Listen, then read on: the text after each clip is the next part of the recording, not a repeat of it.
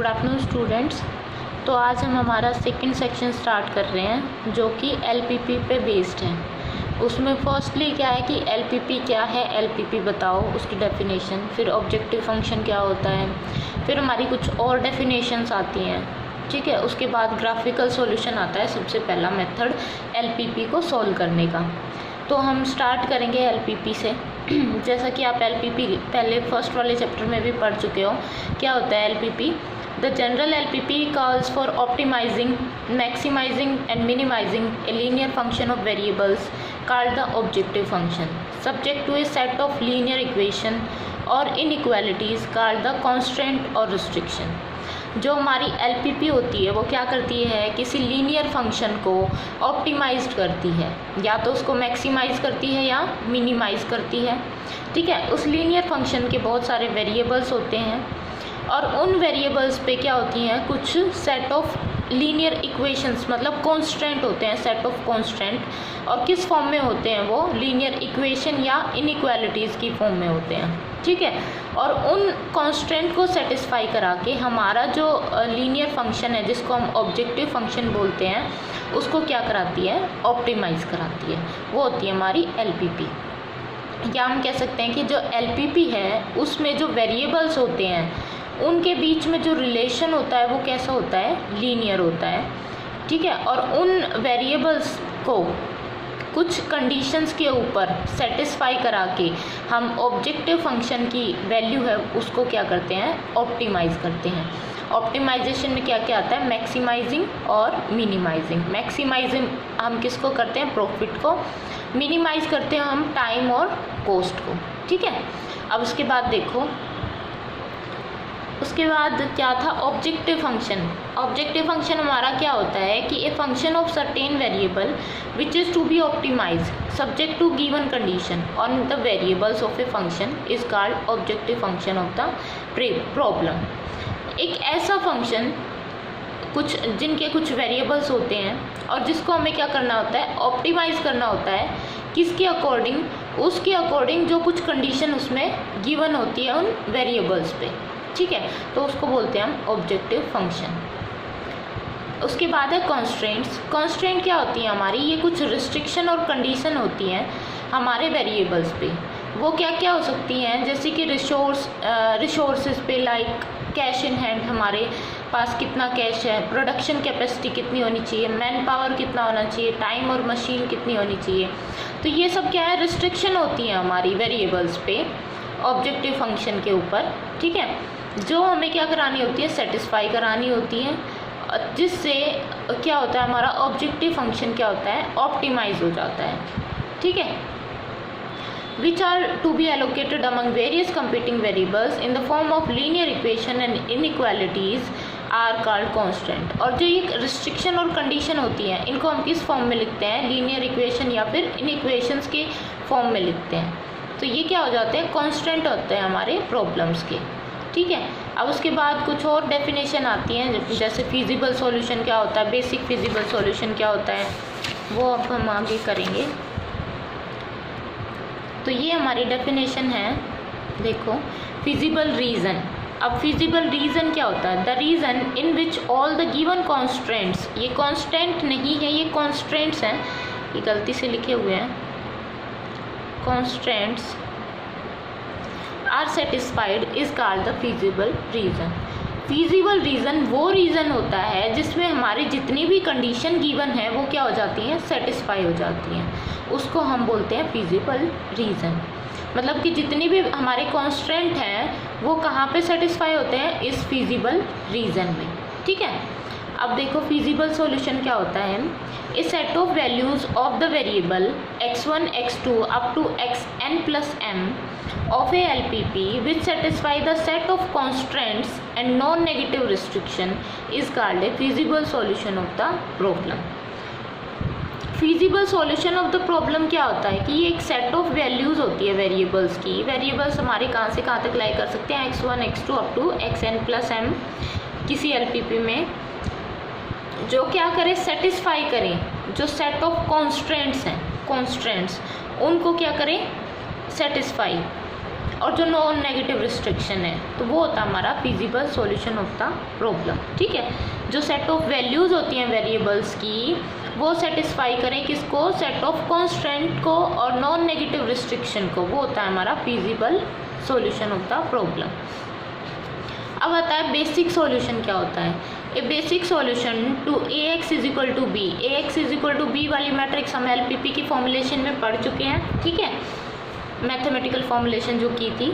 तो a basic solution to Ax equal to B is a solution obtained by setting any n-m variable equal to 0 and solving for the remaining m variable provided that the determinant of the coefficient of these m variable is non-zero।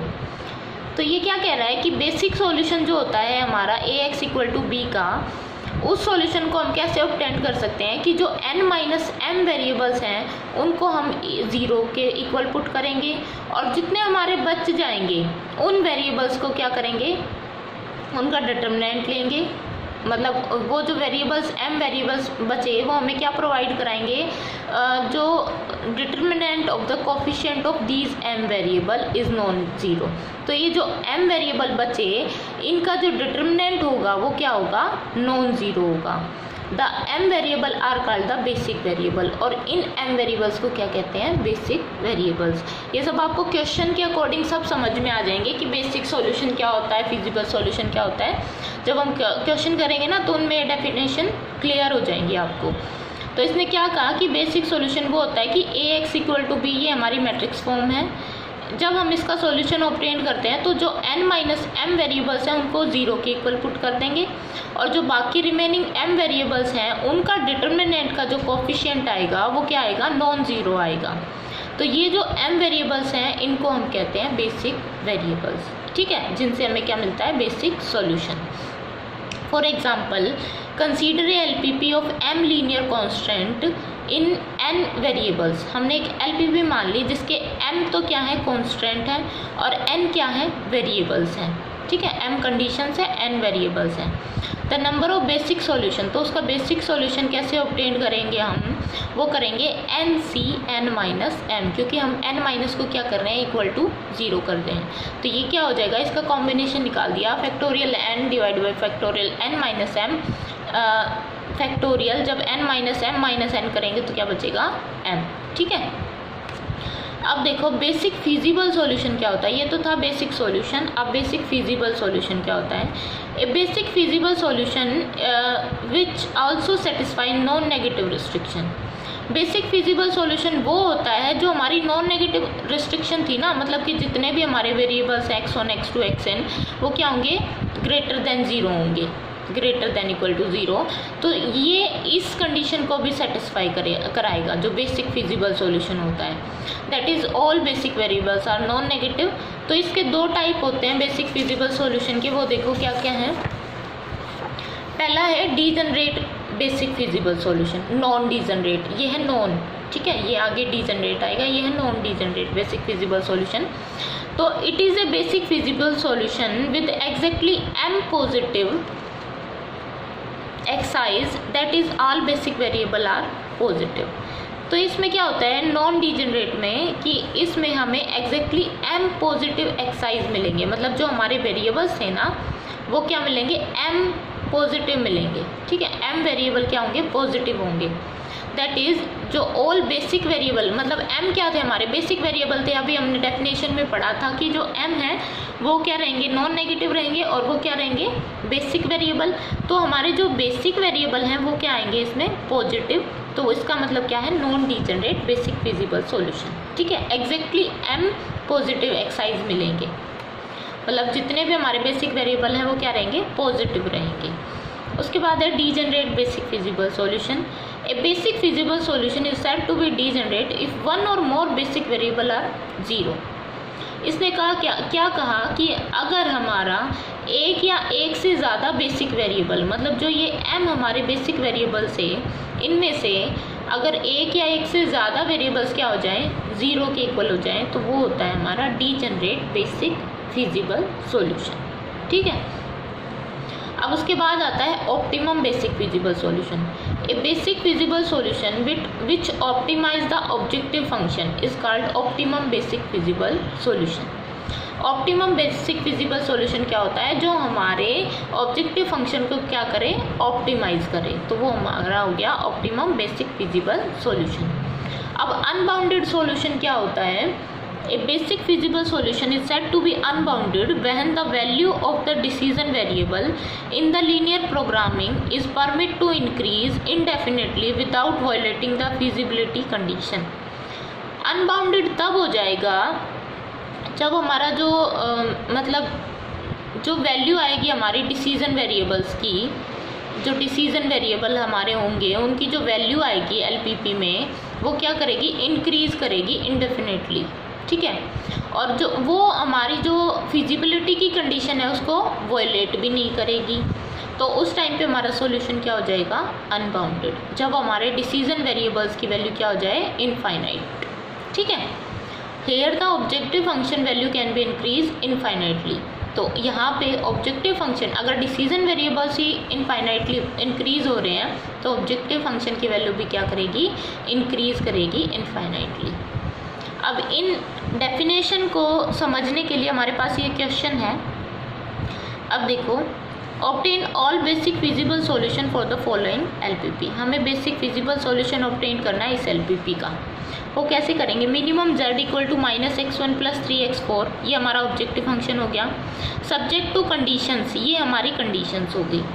तो ये conditions हम किस form में लिखते हैं, x = b के। हमारे पास कितने वेरिएबल्स हैं, 5 वेरिएबल हैं, और ये होगी नॉन नेगेटिव रिस्ट्रिक्शन।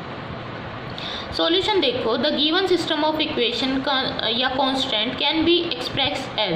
अब इसको मैट्रिक फॉर्म में कैसे कर सकते हैं, a x = b। a क्या है हमारा, इन वेरिएबल्स का कोफिशिएंट। अब देखो a कैसे आएगा, -1 3। अब यहाँ पे x1 कितना है, ये है x1 x2 x3 x4 x5, क्योंकि हमारे पास 5 वेरिएबल्स हैं, ठीक है। तो x1 की वैल्यू -1 है, x2 का कोफिशिएंट 3 है, x3 नहीं है तो 0 हो गया, x4 का 6 है और x5 नहीं है तो 0 हो गया। ऐसे ही सेकंड के लिए x1 नहीं है तो 0, x2 का 2 है, x3 का 1 है, x4 का 3 है, x5 नहीं है तो 0। ऐसे ही हमने ये बना ली a, ठीक है। अब यहाँ से b की वैल्यू क्या आएगी, 18 24 4। बी हमारी क्या होती है, रिक्वायरमेंट या अवेलेबिलिटी होती है ना, तो ये होगी 18 24 एंड 4। एक्स किस हमारे वेरिएबल्स कौन कौन से, x1 x2 x3 x4 x5। अब हमारा सबसे पहले हम क्या करते थे, जो बेसिक सॉल्यूशन निकालते थे वो कैसे निकालते थे, n माइनस m जो वेरिएबल्स होंगे उनको 0 के इक्वल पुट कर देते थे, ठीक है। तो n माइनस m कितने हो जाएंगे, n कितने हैं हमारे वेरिएबल्स कितने हैं, 5, रिस्ट्रिक्शन कितनी थी 3 m, तो n माइनस m रिस्ट्रिक्शन देखो 1 2 3, तो n minus m equal to कितना हो गया, 5 - 3 = 2। तो ये हमारे m वेरिएबल्स आ गए, m बेसिक वेरिएबल्स आ गए 2। हमारे पास बेसिक वेरिएबल कितने हो गए, 2।